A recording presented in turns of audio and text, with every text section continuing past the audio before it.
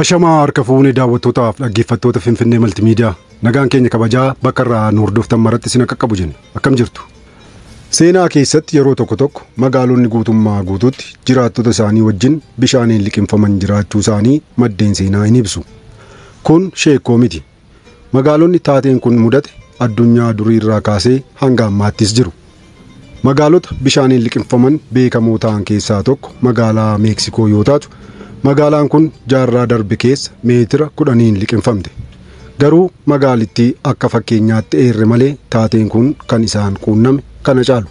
Lakkoofsaanis baay'eedha. Uumamuu taateewwan kanaa irrattis yaadonni garaagaraa ennaa kaaniin nageenya.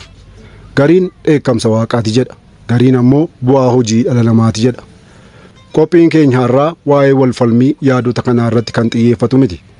Yaadota walfalmii kanaa qophii keenya biraatiin qopheessinee isin biraan kan geenyu ta'a. Ijoon dubbii qabxii kana ittiin kaasneefis tibba kana magaalaan wiirtuu fi giddugala daldalaa akkasumas teessoo jaarmiyaaleef dhaabbilee idil addunyaa taate tokko balaa liqimfamuutiin marfamtee jiraachuu ishee qorannoon ifoomsu ifa ta'uu isaati. Magaalaan kun jiraattota miliyoona 8.5 ol qabdi. Haalli kun kan ishee mudatuuf jiru ta'uun kan ibsame magaalaa guddittii Yuunaayitid Isteet magaalaa Niiwuork yoo taatu, magaalittiin magaalota ardii sanaa keessaa baay'ina uummataatiin Loos Aanjalesii fi Chiikaagoon kan ishee taananidha. Maarreen egaa daawwattootaaf dhaggeeffattoota Finfinnee Maltiimiidiyaa sodaa liqimfamuu magaalaa Niiwuork akkanaan qindeessineerra. Gara sagantaa keenya har'aa isin biraan ga'uuf qopheessinee taaceenu. Chaanaalii yuutuubii Finfinnee Maltiimiidiyaa like, share, subscribe gochuun hanga xumuraatti nu waliin turaan afeerraa keenya. We don't have enough to worry about here. There's this. New York City sinking. How bad is it?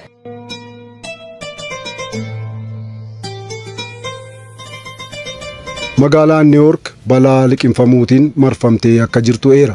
Bu'aan argannaa qorattootaa. Argannaan qorannoo ogeessotaa kun akka sababaattis eeruu eereera. Kunis hojiileen ijaarsaa waggaa waggaan Niiwuorkitti raawwatamu magaalittiin akka liqimfamtu taasisa kan jedhudha. Giddugalli dippiloomaasii addunyaa taate Niiwuork balaa liqimfamuu keessa jiraachuu ogeessonni kan himan yoo ta'u, magaalaan fakkeenyummaa magaalota ammayyaa addunyaa taate Niiwuork balaa liqimfamuutiin marfamtee jirti jechuun ogeeyyiin qorannoo gaggeessan akeekkachiisaniiru.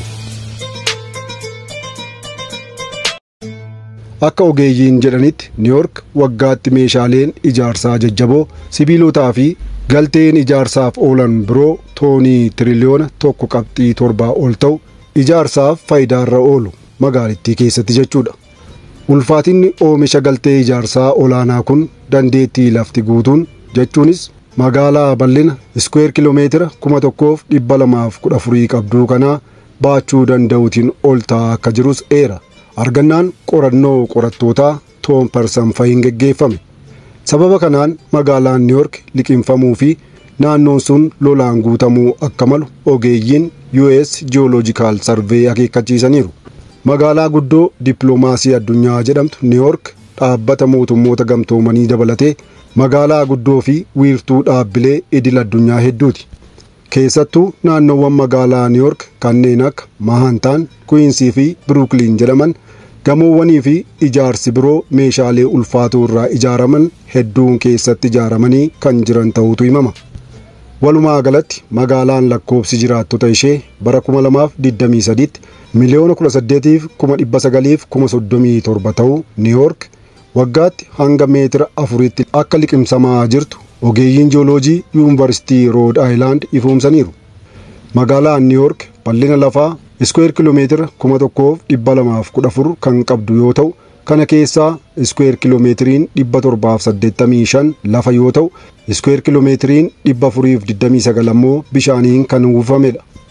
Qaama galaanaarraa yoo shallagamu ol ka'iinsi magaalittii inni olaanaa meetira 124.9dha. Ol ka'iinsi magaalittii qaama galaanaarraa kan waggaa 50 duraa waliin wal bira qabamee yoo ilaalamu seentimeetira 20 dabaleera. Sababa kanaan magaalaan Niiwuork balaa sigiga lafaa, lolaa fi balaqqeessaaf saaxilamuun isheellee dabaleera. Mootummaan magaalittii wagga waggaan doolaara biliyoonaan lakkaa'amu ijaarsa hidha dallaa galaanaa, bishaan boollaa fi hojiiwwan balaa salphisan biroof baasullee namoonni balaa kanaan lubbuun isaanii darbuu eegaleeti jira. Fakkeenyaaf bara 2012 fi bara 2021tti sababa lolaatiin lubbuun namoota 50 olii darbeera. Magaalaan New York magaalota akka Tianjin, Bangkokii fi Miami dursuun magaalaa abomboleettiin balaa liqimfamuu itti bubbisaa jiru ta'uun ishee gaaffii egereen magaalaa kanaa maal ta'inna jedhu kaaseeti jira. Waan nu hordoftaniif guddaa galatooma. Chaanaalii YouTube Finfinnee Multimedia like, share, subscribe godhaa. Finfinnee Multimedia madda seenaaf odeeffannooti.